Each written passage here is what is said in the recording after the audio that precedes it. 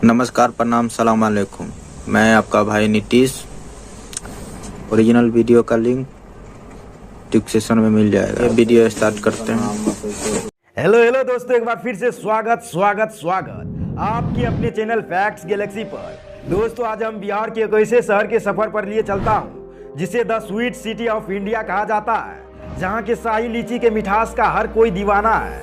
एक ऐसा डिस्ट्रिक्ट जिसका इतिहास बहुत पुराना है, एक ऐसा शहर जिसे the river city of India भी कहा जाता है। यह वही शहर है जिन्होंने देश को प्रथम राष्ट्रपति डॉक्टर राजेंद्र प्रसाद और क्रांतिकारी खुदीराम बोस दिए। वही शहर जिसे स्मार्ट सिटी बनाने के मिशन में शामिल किया है। जी हाँ दोस्तों, हम बात कर रहे हैं बिहार के मुजफ्फरपुर डिस्ट्रिक्ट की। तो देर किस बात की भैया, चलिए आपको लिए चलते हैं मुजफ्फरपुर के शानदार सफर पर। दोस्तों, सबसे पहले बता दूं, मुजफ्फरपुर डिस्ट्रिक्ट भारत के पूर्वी भागों में स्थित बिहार के 38 जिलों में से एक है। आपको बता दें, बिहार उत्तरी बिहार और दक्षिणी बिहार में बटा हुआ है और मुजफ्फरपुर उत्तरी बिहार में स्थित है, जिसकी सीमा उत्तर में पूर्वी चंपारण और सीतामढ़ी को टच करती है, दक्षिण में वैशाली और सारण को टच करती है, पूर्व में समस्तीपुर और दरभंगा को टच करती है, वही इसके पश्चिम में गोपालगंज डिस्ट्रिक्ट स्थित है। मुजफ्फरपुर डिस्ट्रिक्ट की कुल आबादी 2022 के अनुसार तकरीबन 54 लाख तक पहुंच गया है। दोस्तों, मुजफ्फरपुर बिहार के उन कुछ चुनिंदा शहरों में से एक है जिन्हें 2017 में स्मार्ट सिटी मिशन में शामिल किया है। आपको बता दें, इस मिशन के तहत मुजफ्फरपुर शहर में 17 प्रोजेक्ट का ऑर्डर दिया जा चुका है। इसमें smart road network, shopping mart, peripheral road network, Muzaffarpur के सौंदर्यीकरण, स्मार्ट मिनी बस और ई रिक्शा, इनके अलावा भी इसमें कई सारे प्रोजेक्ट शामिल हैं। दोस्तों, मुजफ्फरपुर की जीडीपी की बात करें तो 2021 के रिपोर्ट के अनुसार मुजफ्फरपुर की टोटल जीडीपी $5 बिलियन है, जो बिहार के जीडीपी में 4.7% की साझेदारी करती है। यह जिला काफी हद तक कृषि पर ही निर्भर करता है। यहाँ की मुख्य फसल धान, गेहूं, मक्का, आम और लीची है। यहाँ के जर्दालू, आम, मगई, पान और कतरनी धान को भौगोलिक इंडिकेशन मिल चुका है। दोस्तों, यह कहना गलत नहीं होगा, मुजफ्फरपुर के जमीन में कूट कूट कर मिठास भरा है। अब हम ऐसा इसलिए कह रहे हैं क्योंकि यहाँ के जमीन पर पनपने वाले पेड़ पौधे पर जो फल आते हैं, उनके मिठास का कोई जवाब नहीं है। खासकर यहाँ के शाही लीची के मिठास का हर कोई दीवाना है। लीचियों के मौसम में मुजफ्फरपुर के मीठी रस भरी लीचियों से हर बाजार सजता है। यूं ही नहीं, हर एक दिल में मुजफ्फरपुर बसता है। बता दें, भारत के लगभग हर राज्यों में, यहाँ तक कि विदेशों में भी यहाँ के लीची का मांग सर चढ़कर बोलता है। क्लियरली बोले तो यहाँ के लीची का इतना मांग है कि यहाँ लीची कम पड़ जाती है। कहते हैं, लीची का मौसम आ जाना मुजफ्फरपुर में किसी त्योहार के आ जाने से कम नहीं होता। जी हाँ साथियों, जब तक मुजफ्फरपुर की लीची में स्वाद है, तब तक हमारे जुबान पर मिठास है। मुजफ्फरपुर में कृषि के अलावा यहाँ के थर्मल प्लांट, सूती कपड़े के कारखाने, लोहे की चूड़ियों के कारखाने और भी कई सारे छोटे बड़े कारखाने अवेलेबल हैं, जिसके कारण यहाँ के लोगों को रोजगार मिल पाता है। दोस्तों, मुजफ्फरपुर के इतिहास को अंदर से झांके तो प्राचीन काल में मुजफ्फरपुर मिथिला राज्य का अंग था और प्राचीन काल से लेकर 1763 तक कई राजाओं का मुजफ्फरपुर पर शासन रहा। लेकिन 1764 ईस्वी जैसे ही आया, वैसे ही मुजफ्फरपुर पर अंग्रेजों का अधिकार हो गया। बता दें, 1764 में बक्सर लड़ाई के बाद अंग्रेजों ने न सिर्फ मुजफ्फरपुर पर अपना अधिकार किया, बल्कि बक्सर लड़ाई के बाद अंग्रेज पूरे भारत के हर एक जिले को अपने कंट्रोल में ले लिया। इनके बाद 1875 आते ही प्रशासनिक सुविधा के लिए तिरहुत का गठन कर मुजफ्फरपुर जिला बनाया गया और यहीं से मुजफ्फरपुर अपने अस्तित्व में आया। दोस्तों, क्या आपको पता है आखिर मुजफ्फरपुर का नाम मुजफ्फरपुर ही क्यों पड़ा? बता दें, ब्रिटिश काल के मुस्लिम राजस्व अधिकारी मुजफ्फर के नाम पर इस जिले का नाम मुजफ्फरपुर रखा गया।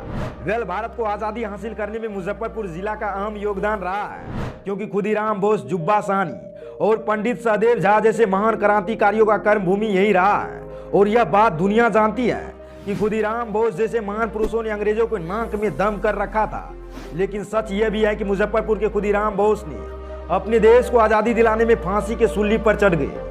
लेकिन फिर भी खुदीराम बोस जैसे महान पुरुष मर के भी हर एक हिंदुस्तानी के दिलों में आज भी जिंदा है। दोस्तों, मुजफ्फरपुर के फैक्ट्स की बात करें तो मुजफ्फरपुर तिरहुत डिवीजन के अंदर आता है और तिरहुत डिवीजन का हेडक्वार्टर भी मुजफ्फरपुर शहर में स्थित है। एक समय था जब शिवहर डिस्ट्रिक्ट, सीतामढ़ी डिस्ट्रिक्ट और वैशाली डिस्ट्रिक्ट मुजफ्फरपुर डिस्ट्रिक्ट में ही शामिल था।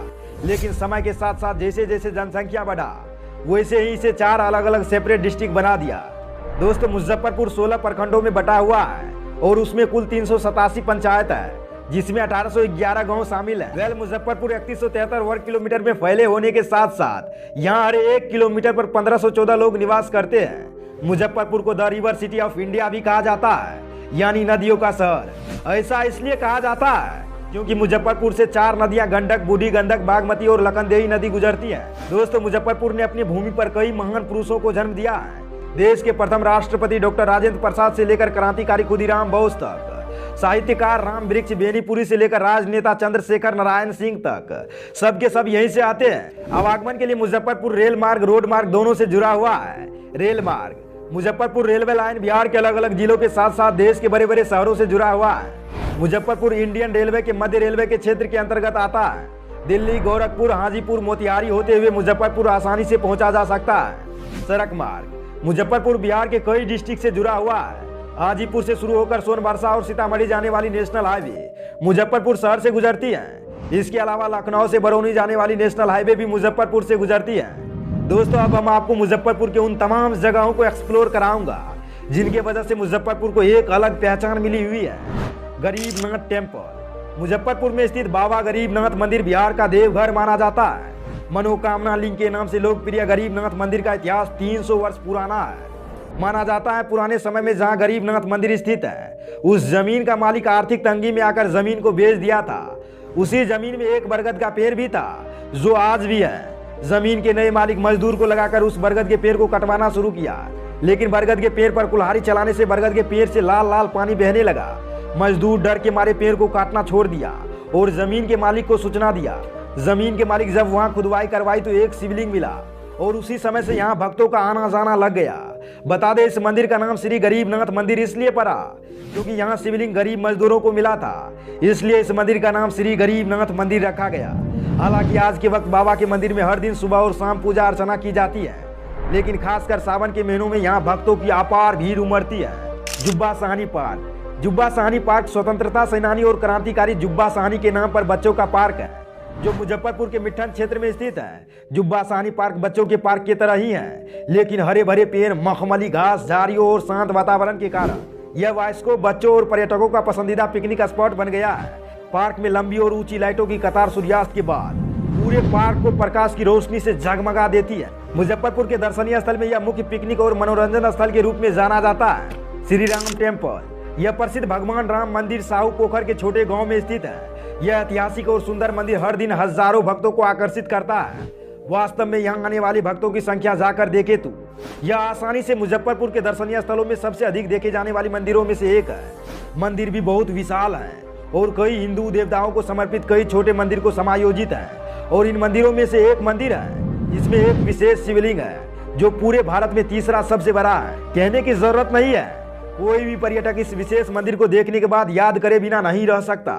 लीची बगीचा जैसा कि आप जान चुके हैं कि मुजफ्फरपुर की लीची देश ही नहीं बल्कि विदेश में भी अपनी छाप छोड़ चुकी है। मुजफ्फरपुर की लीची को आघोषित राजधानी का टैग मिल चुका है और साल में 3 लाख टन लीची पैदा करने की वजह से यहाँ की लीची का बगीचा मुजफ्फरपुर में सैलानियों का सबसे पसंदीदा जगहों में से एक है। ग्रैंड मॉल को बिग बाजार भी कहा जाता है क्योंकि यह न सिर्फ मुजफ्फरपुर का सबसे बड़ा मॉल है बल्कि पूरे बिहार के सबसे बड़े मॉल में से एक है। इस मॉल की खूबसूरती दिल्ली और मुंबई के मॉल से कम नहीं है।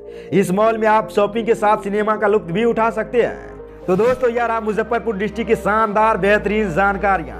वीडियो पसंद आए तो लाइक बटन प्रेस करके अपने दोस्तों के साथ शेयर जरूर कीजिएगा। साथ ही जनाब कमेंट में बताइएगा आप हमारे इस वीडियो को कहां से देख रहे हैं। जाते जाते हमारे चैनल को भी सब्सक्राइब करके बेल आइकन को बजाइएगा। फिर से हमारी मुलाकात होगी अगले वीडियो में। धन्यवाद। तो इसी के साथ हुआ वीडियो समाप्त। चैनल पर नए हैं तो मेरे चैनल को सब्सक्राइब करें, लाइक करें, शेयर करना ना भूलें। जय हिंद, जय भारत।